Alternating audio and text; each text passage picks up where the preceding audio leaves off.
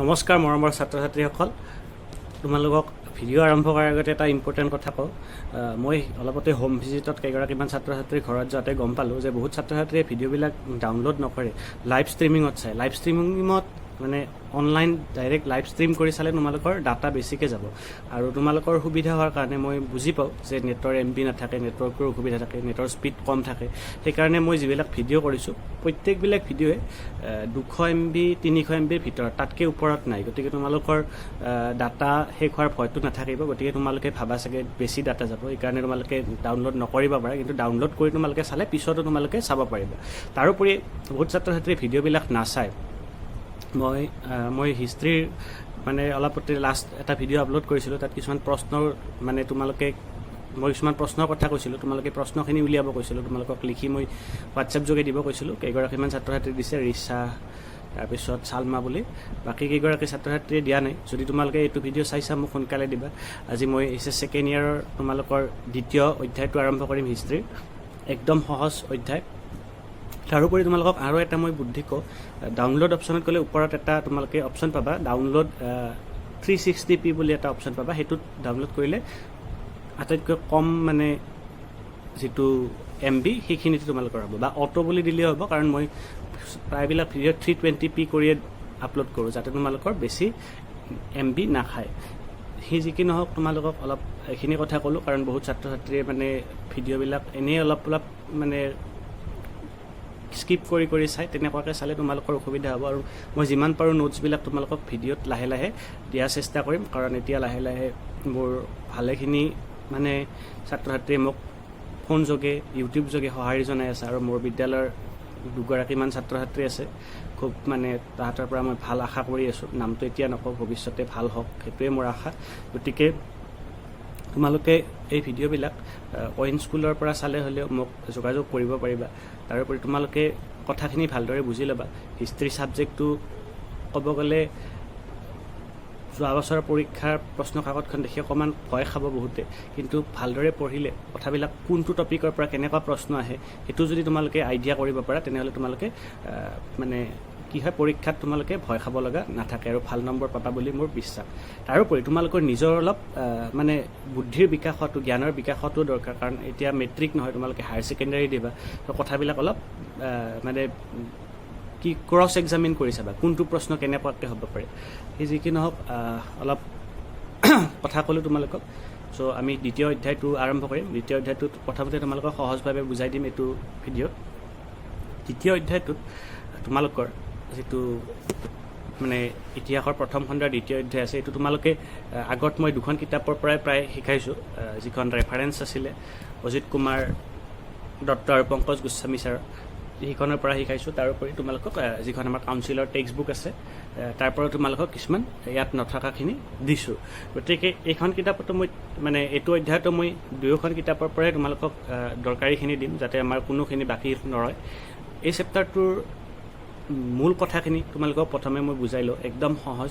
আৰু মই ভাবোঁ এই চেপ্টাৰটো গোটেই মানে হিষ্ট্ৰী মানে চিলেবাছৰ ভিতৰত আটাইতকৈ সহজ আৰু সৰু চেপ্টাৰ এইটোৱে। আৰু তোমালোকক ইয়াৰ পৰা 6-7 মাৰ্কমান আহে।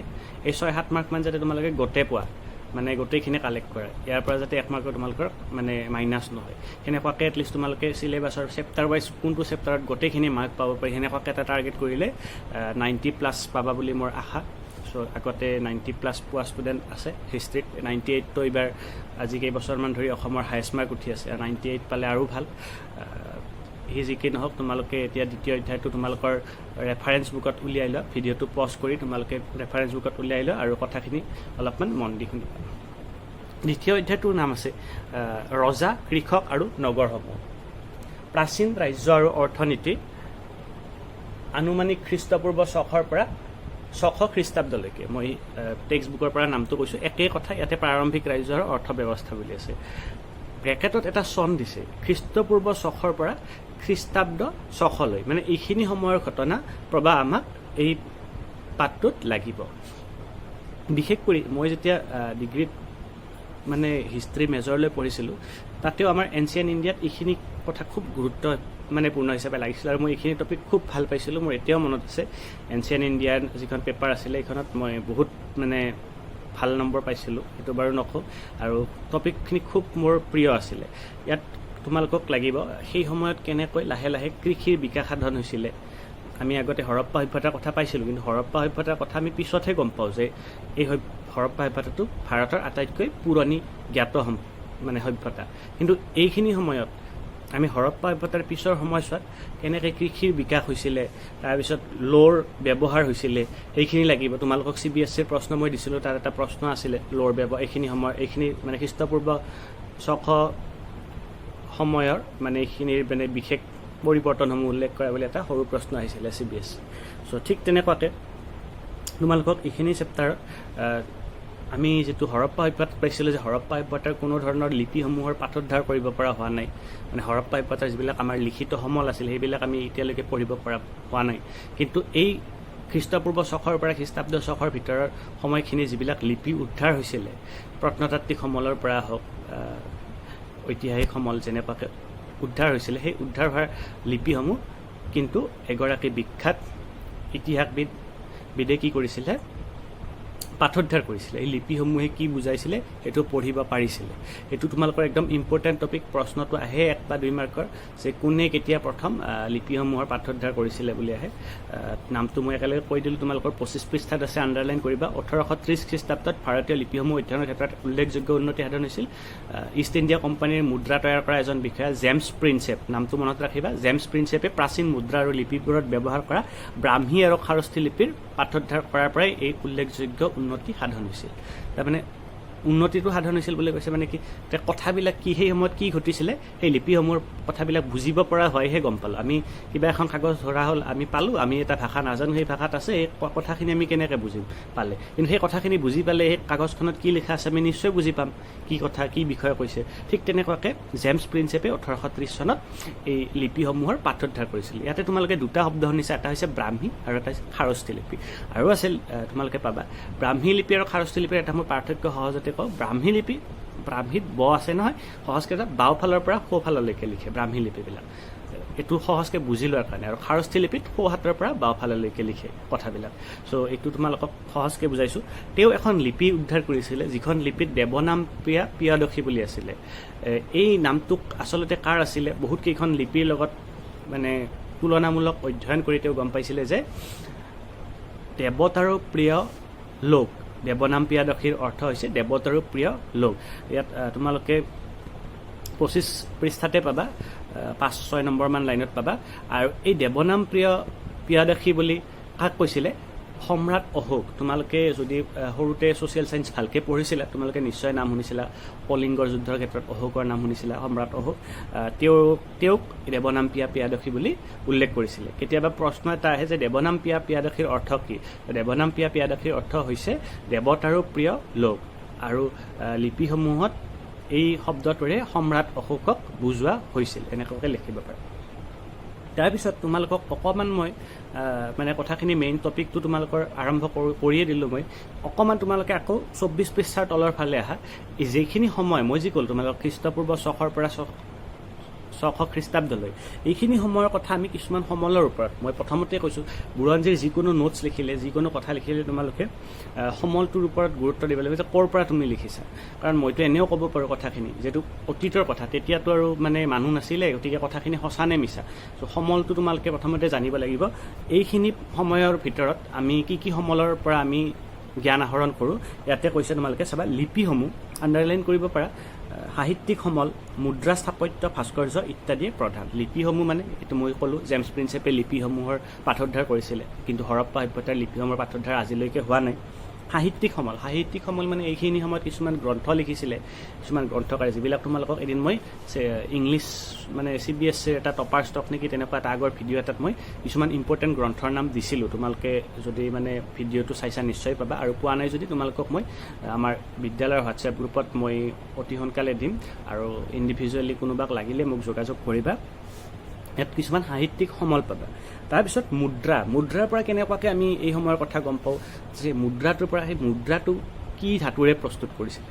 ধৰা হ'ল মুদ্ৰাটো ফৰ এক্সাম্পল বুজাইছোঁ, ৰূপেৰে তৈয়াৰ কৰিছিলে। আমি বুজিলোঁ যে মুদ্ৰাটো সেই সময়ত ৰূপ এইখিনি সময়ত ৰূপ উভয় নদী আছিলে এভেইলেবল আছিলে তাৰোপৰি মুদ্ৰাটোৰ আকৃতি চাই গম পাওঁ কিছুমান কথা তাতে মুদ্ৰাত আমি বৰ্তমান টকা এটা চালে তাত কোন চনত হৈছে টকাটোৰ মূল্য কিমান তাৰপিছত ধৰা হ'ল টকাটো কিহেৰে বনাইছে তাৰপিছত টকাটোৰ তাৰিখটো থকাৰ উপৰিও সেই সময়ৰ মুদ্ৰাবিলাকত ৰজাৰ নামবিলাকো আছিলে যে কোনজন ৰজাৰ দিনত এইটো মুদ্ৰা প্ৰচলন হৈছিল আৰু মুদ্ৰাটোৰ ব্যৱহাৰ চাই আমি গম পাওঁ যে কিমান দূৰলৈকে সেই সাম্ৰাজ্যখন সেই ৰজাৰ অধীনৰ সাম্ৰাজ্যখন বিস্তৃত হৈছিল ফৰ এক্সাম্পল চোৱা আমাৰ ভাৰতীয় 1 টকা এটা তোমালোকক বুজোৱাৰ কাৰণে কৈছোঁ তোমালোকে ভাৰতৰ প্ৰায়বিলাক মানে ৰাজ্যৰ প্ৰত্যেক প্ৰান্ততে পাবা বাংলাদেশত কিন্তু নোপোৱা খুব বেছি কোনোবাৰ এটা দুটা থাকিব পাৰে তেতিয়া আমি গম পাম যে বাংলাদেশ আৰু ভাৰতৰ মাজত কি হৈছিলে বুজাৰ কাৰণে কৈছোঁ বৈদেশিক বাণিজ্যিক সম্পৰ্ক হৈছিলে সেইকাৰণে আমি টকাৰ আদান প্ৰদান কৰিছিলোঁ কিন্তু আমাৰ ভাৰতবৰ্ষৰ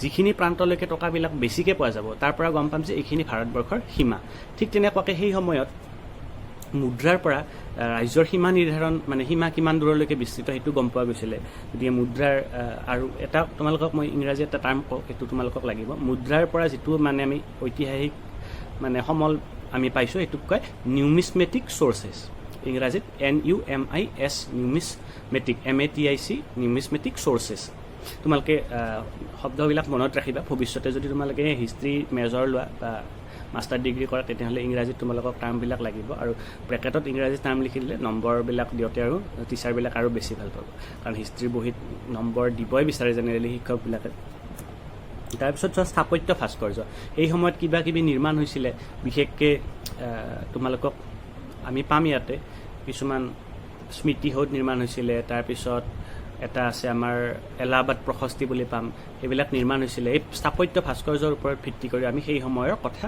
গম পাওঁ গতিকে এইটো চেপ্টাৰত মই যিখিনি কথা কৈছোঁ এইখিনি তোমালোকে প্ৰথমতে বুজি লোৱা তাৰপিছত চেপ্টাৰটোত কি কি আছে প্ৰথম তোমালোকক সহজভাৱে বুজাই দিওঁ যাতে তোমালোকে এই ভিডিঅ'টো চোৱাৰ পিছত ঘৰত এদিন বা দুদিনত কথাখিনি গোটেইখিনি পঢ়িব পাৰা তাৰপিছত মই নেক্সট ভিডিঅ'টো আপলোড দিলে তোমালোকক কোনটো চেপ্টাৰ কোনটো পাঠত কি লাইন আছে ক'লে বা বুজাই দিলে তোমালোকে আৰু বেছি সহজকৈ বুজি পাবা গতিকে আজি এই পাঠটোৰ এই অধ্যায়টো তোমালোকক থুলমূল আভাস এটা দিছোঁ তাৰপিছত তোমালোকে 25 পৃষ্ঠাৰ তলত চোৱা 16 মহাজনপদ এইটো প্ৰশ্ন মই ক'লোঁ নহয় মোৰ ডিগ্ৰী ফাৰ্ষ্ট মানে আমাৰ সময়ত 3 ইয়াৰ্ছ ডিগ্ৰী কোৰ্চ আছিলে ফাৰ্ষ্ট ইয়াৰত এইটো প্ৰশ্ন আহিছিলে 16খন মহাজনপদৰ বিষয়ে লিখা খুব ভাল পাইছিলোঁ গোটেইকেইখন মহাজনপদৰ নাম লিখিছিলোঁ কোনকেইখন ক'ত আছিলে ভাৰতৰ মেপ এখন আঁকি মই তাত দেখাই দিছিলোঁ খুব ইণ্টাৰেষ্টিং প্ৰশ্ন ইয়াত তোমালোকক তেনেকুৱাকৈ নাহে কিন্তু তোমালোকে 16খন মহাজনপদৰ নাম ইয়াতে গোটেইখিনি ইখন কিতাপত দিয়া নাই যিখন আমাৰ ৰেফাৰেঞ্চ আছে ইখনত আছে নে নাই নাজানো যদি মই ইয়াত মানে ডিটেইলছ আমি যেতিয়া শিকাম তেতিয়া তোমালোকক দি দিম এই 16 মহাজনপদ কি মই সেইদিনা অলপতে কেইদিনমান আগতে ক্লাছ 6ৰ এটা ক্লাছত মানে সমাজ বিজ্ঞান শিকাইছিলোঁ এনেই যাওঁতে দেখিলোঁ ক্লাছ 6ৰ সমাজ বিজ্ঞানৰ কিতাপত জনপদৰ বিষয় লাগে মহাজনপদ কি জনপদ কি চ' গতিকে আজিকালি যিবিলাক চিলেবাছ হৈছে ক্ৰমান্বয়ে কঠিন হৈ গৈ আছে তোমালোকে যেতিয়া ভৱিষ্যতে চাকৰি কৰিবা তোমালোকে এইবিলাক আকৌ তোমালোকে সৰু ক্লাছত শিকাব লগা হ'ব গতিকে তোমালোকে কথাবিলাক বুজি ল'বা জনপদ মানে হৈছে সৰু তোমালোকে সৰু বুজিলা সৰু গাঁও টাইপৰ বহুত মানে মানুহ থকা লোক মই পিছত ভালকৈ ডিটেইলছ বুজাই দিম একোখন জিলা বুলি ধৰা বহুতকেইখন গাঁও লগ হৈ জনপদ হৈছে জন মানে হৈছে মানুহ আৰু পদ মানে হৈছে ঠাই মানুহ থকা ঠাই জিলা বুলি ধৰা আৰু বহুতকেইখন জনপদ লগ হৈ একোখন মহাজনপদ হৈছিল মানে ডাঙৰ ৰাজ্য হৈছিল এই খ্ৰীষ্টপূৰ্ব 6ষ্ঠ শতিকাত বহুকেইখন মহাজনপদ আছিল 16খন মহাজনপদ তাৰ ভিতৰত আটাইতকৈ উল্লেখযোগ্য আৰু এই 16খন মহাজনপদৰ ভিতৰত সবাতোকৈ এখন শক্তিশালী মহাজনপদ আছিল তাৰমানে সহজতে বুজা ৰাজ্য বুলি বুজা মগধ আৰু মগধ কিয় শক্তিশালী আছিল তাৰ এটা প্ৰশ্ন আহে 4টা কাৰণ আহে একদম সহজ তোমালোকে লিখিব পাৰিবা ইয়াতে ধুনীয়াকৈ পইণ্ট কৰি দিয়া আছে তাৰপিছত তোমালোকে 26 পৃষ্ঠাত চোৱা মই যিটো কৈছিলোঁ মই ডিগ্ৰীত মেপ আঁকি কথাখিনি এনচাৰটো লিখিছিলোঁ মোৰ মেজৰৰ পেপাৰত ইয়াতে তোমালোকে চোৱা ইয়াতে মেপ এখন দেখিছে 26 পৃষ্ঠাত আৰু তোমালোকৰ টেক্সট বুক থাকিলে তাতো দেখিবা যিখনৰ কাউন্সিলৰ টেক্সট বুক আছে ইয়াতে মই তোমালোকে এইটো ইম্পৰ্টেণ্ট বুলি তাত লিখি থোৱা ইয়াৰ পৰা তোমালোকৰ বহুকেইখন ঠাই তোমালোকৰ ভৱিষ্যতে মানে ফাইনেল এক্সামত বা মই ক্লাছ টেষ্ট ল'লে পৰীক্ষাত প্ৰশ্নটো ইয়াৰ পৰা ইনক্লুড কৰিম তাৰোপৰি তোমালোকৰ ভৱিষ্যতে যদি তোমালোকে হাই লেভেলৰ পৰীক্ষা দিয়ে চিভিল ছাৰ্ভিচেছ পৰীক্ষা দিয়ে তেনেহ'লে এই মেপ এনেকুৱাকৈ মেপ আঁকি এই ঠাইবিলাক বহুৱাব আহিব ইয়াতে বহুকেইখন ইম্পৰ্টেণ্ট ঠাই আছে তোমালোকক ইম্পৰ্টেণ্ট ঠাইকেইটা মই কৈ গৈছোঁ তোমালোকে চিন দি যাবা কম্বোজা গান্ধাৰা তক্ষশিলা মানে আমি যিটো তক্ষশিলা বুলি কওঁ চুৰচেনা মৎস্য কুৰু পাঞ্চালা কোচালা মাল্লা বাজি বাজি মানে ব্ৰিজি বুলি আছে ব্ৰেকেটত, অংগ, মাগাধা, তাৰপিছত বাচ্চা, চেডি, আভন্তি, অস্মকা, উজ্জয়িনী, এইকেইখন তোমালোকে চিন দিব পাৰা। ভৱিষ্যতে মানে তোমালোকৰ ফাইনেলত মেপ এখন আঁকি এইকেইখন ঠাই বহুৱাব আহে, কোনোবা বিশেষ ইম্পৰ্টেণ্ট কেইখন আকৌ মই ক্লাছত কৈ দিম তোমালোকক, ক্লাছ যেতিয়া পাম বা আমি যেতিয়া ডিটেইলছ আকৌ ষ্টাডি কৰিম। তাৰপিছত তোমালোকে মই যিটো ক'লোঁ ২৭ পৃষ্ঠাত পালা যে এই ১৬খন মহাজনক পদৰ ভিতৰত মগধখন কিয় হৈছিল উন্নত। তাৰপিছত এই মগধত কোনবিলাক ৰজাক মানে ৰাজত্ব কৰিছিলে, আৰু এইখিনি সময়ত তোমালোকক এটা ইম্পৰ্টেণ্ট কথা, আগতে আমি যদিও হৰপ্পা পাইছিলোঁ নগৰ কেন্দ্ৰিক সভ্যতা, কিন্তু আমি সাম্ৰাজ্য বুলি এটা শব্দ পোৱা নাছিলোঁ, বা ৰজা তেনেকুৱা আমি শব্দ পোৱা নাছিলোঁ। হৰপ্পা সভ্যতাত যেতিয়া আমি শাসকসকলৰ কথা পাইছিলোঁ তেতিয়া আমি ডিটেইলছ ক'ব পৰা নাছিলোঁ যে কোনবিলাক মানুহে ইয়াত শাসন কৰিছিলে, কিন্তু ইয়াতে গম পাওঁ যে ইয়াত ৰজাই শাসন কৰিছিলে, আৰু এগৰাকী সম্ৰাট আছিলে, সম্ৰাটৰ অধীনত যিমানখিনি বিস্তৃত অঞ্চল আছিলে সেইখিনিক সাম্ৰাজ্য বুলি কোৱা হৈছিলে। ত' ইয়াতে মৌৰ্য সাম্ৰাজ্য প্ৰতিষ্ঠা হৈছিলে। তাৰে আগত কেইটামান ৰাজবংশ আছিলে, সেইটো প্ৰশ্ন এটা আহে, এইটো আমি ডিটেইলছ মানে পাঠ শিকাওঁতে নিশ্চয় ক'ম। ইয়াৰে ভাৰতবৰ্ষৰ প্ৰথম সাম্ৰাজ্য বুলি ক'লে আমি সাধাৰণতে মৌৰ্য সাম্ৰাজ্যক বুজোঁ। চ' ভাৰতবৰ্ষৰ প্ৰথম প্ৰতিষ্ঠিত সাম্ৰাজ্যটো কি? মৌৰ্য সাম্ৰাজ্য। চ' এই মৌৰ্য সাম্ৰাজ্যৰ বিষয়ে আকৌ তোমালোকক এটা প্ৰশ্ন আহিব, কেনেকৈ আমি গম পাওঁ, মানে হিষ্ট্ৰীৰ যিকোনো কথা আমি ক'ৰ পৰা গম পাওঁ? উৎস বা সমল। মৌৰ্য সাম্ৰাজ্যৰ ইতিহাসৰ কথা আমি লিখিত সমলৰ পৰা গম পাওঁ। সেই সময়ত বহুত লিখা পঢ়া হৈছিলে, বিশেষকৈ তোমালোকে অৰ্থশাস্ত্ৰৰ নাম শুনিছে, কৌটিল্যৰ অৰ্থশাস্ত্ৰখন মৌৰ্য সাম্ৰাজ্যৰ সময়ত লিখা আছিলে। কৌটিল্য চাণক্য বুলি যিগৰাকী কোৱা হয়। তাৰপিছত মেগাস্থিনিছৰ ইণ্ডিকা, এনেকুৱাকৈ ভালেকেইখন গ্ৰন্থ লিখা হৈছিলে। ইয়াৰ পৰাই তোমালোকৰ গ্ৰন্থ আৰু গ্ৰন্থকাৰৰ প্ৰশ্ন এটা আহে জেনেৰেলি। তাৰপিছত প্ৰত্নতাত্ত্বিক সমল আছিলে। প্ৰত্নতাত্ত্বিক সমল মানে এই সময়ত তোমালোকে গম পাবা যে ভালেখিনি ইয়াতে সম্ৰাট অশোকে তেওঁলোকৰ যিবিলাক বাণী আছিল, তেওঁ পিছত বুদ্ধ ধৰ্ম প্ৰচাৰ কৰিছিলে। তেওঁৰ যিবিলাক ৰাজকীয় কাম কাজ আছিল তাৰ লগে লগে তেওঁৰ ধৰ্মীয় যিবিলাক কথা আছিল সেইবিলাকো প্ৰচাৰ কৰিছিলে। এইবিলাক নানানটা শিলালিপিত, স্তম্ভলিপিত লিখা হৈছিলে। এইবিলাকৰ পৰা আমি মৌৰ্য সাম্ৰাজ্যৰ কথা গম পাওঁ। তাৰপিছত ইয়াতে লিপিসমূহ কি বুলি তলত আছে। লিপিসমূহ মানে লিপি কাক কয় তোমালোকে এইটো চাব পাৰা, আমি ডিটেইলছ ষ্টাডি কৰিম, আণ্ডাৰলাইন কৰি যাম। তোমালোকে এতিয়া ঘৰত মানে এদিন সময় দিম, তোমালোকে ধুনীয়াকৈ পঢ়ি চালে নেক্সট মোৰ ভিডিঅ'টো চালে কথাখিনি বেছি ভালকৈ বুজি পাবা। তাৰপিছত ইয়াতে সমুদ্ৰগুপ্তৰ প্ৰশস্তি বুলি আছে। এইটো আকৌ গুপ্ত সাম্ৰাজ্য। মৌৰ্য সাম্ৰাজ্যৰ পিছত বেলেগ বেলেগ মাজতে ৰাজবংশই ৰাজত্ব কৰিব, কিন্তু ইয়াত আমি যিহেতু চেপ্টাৰটো বেছি দীঘল নহয়, অলপমান দিছে আমাক আৰু সহজ, সেইকাৰণে বেছি দীঘল হ'লে তোমালোকে টান পালা হয়। ইম্পৰ্টেণ্ট মানে এইখিনি সময়ৰ খ্ৰীষ্টপূৰ্ব ৬০০ পৰা ৬০০ খ্ৰীষ্টাব্দৰ ইম্পৰ্টেণ্ট যিকেইটা ৰাজবংশ আছিলে সেইকেইটা বংশৰ বিষয়ে ইয়াতে লাগিছে। সমুদ্ৰগুপ্তৰ প্ৰশস্তি বুলি আছে, এইটো প্ৰশ্ন প্ৰায়ে আহে। এইটো গুপ্ত বংশৰ কথা কৈছে, যেনেকুৱাকৈ মৌৰ্য সাম্ৰাজ্য আছিল মৌৰ্য বংশৰ প্ৰথম ভাৰতৰ সাম্ৰাজ্য। এইটো গুপ্ত সাম্ৰাজ্যৰ কথা কৈছে। এওঁ এগৰাকী গুপ্ত সাম্ৰাজ্যৰ সম্ৰাট আছিলে, ৰজা আছিলে, আৰু এওঁৰ খুব প্ৰশংসা কৰি এটা স্তম্ভলিপি লেখা হৈছিলে, এলাহাবাদ প্ৰশস্তি বুলি কোৱা হয়। এলাহাবাদৰ স্তম্ভলিপি বুলিও কোৱা হয়, সমুদ্ৰগুপ্তৰ প্ৰশস্তি বুলিও কোৱা হয়। ইয়াত কবি হৰিসেনে লিখিছিলে ৰজা সমুদ্ৰগুপ্তৰ বিষয়ে। প্ৰশ্ন এটা ১ মাৰ্কৰ হয় যে কোনে বা এলাহাবাদ প্ৰশস্তি কোনে লিখিছিলে বা কাৰ বিষয়ে লিখা হৈছিলে, এইটো তোমালোকে পাই যাবা। তাৰপিছত এই সময়ত মই কৈছিলোঁ কৃষিৰ উৎপাদন বৃদ্ধিৰ কাৰণে কেনেকুৱা কৌশল ব্যৱহাৰ কৰা হৈছিলে, আৰু এই সময়ৰ যিবিলাক গাঁও আছিলে, আমিতো ক'লোঁ যে এই সময়ত সাম্ৰাজ্য হৈছিলে, কিন্তু এখন ৰাজ্যৰ ভিতৰত গাঁও নাথাকিব জানো? এই গাঁওবিলাকত কেনেকুৱা সমাজৰ ভিন্নতা আছিলে। তাৰপিছত কিছুমান কথা আছে, ভূমিদান, সেই সময়ত ভূমি দান কৰা হৈছিলে, মাটি দান কৰা হৈছিলে। এতিয়াও যেনেকৈ তোমালোকে কিছুমান ঠাইত দেখা পোৱা যায় এইখিনি মাটি অমুকৰ বাবে দান কৰা হৈছে। তাৰপিছত এইখিনিৰ পৰা তোমালোকৰ কেতিয়াবা কম্প্ৰিহেনশ্যন প্ৰশ্ন আহিব পাৰে। আগতে আহিছিলে, এতিয়া যোৱা বছৰ পৰীক্ষাৰ প্ৰশ্ন অকণমান চেঞ্জ হৈছে, তথাপি আমি আলোচনা কৰিম সীমাৰ গুৰুত্ববিলাক কি। তাৰপিছত বেছি ডাঙৰ চেপ্টাৰ নহয়, একদম সহজ। তাৰপিছত মাগধৰ কথাই কৈছে। মাগধৰ আগতে এখন মানে ৰাজধানী আছিলে, ৰাজগৃহ। তাৰপিছত পাটলিপুত্ৰলৈকে ৰাজধানী স্থানান্তৰ কৰে।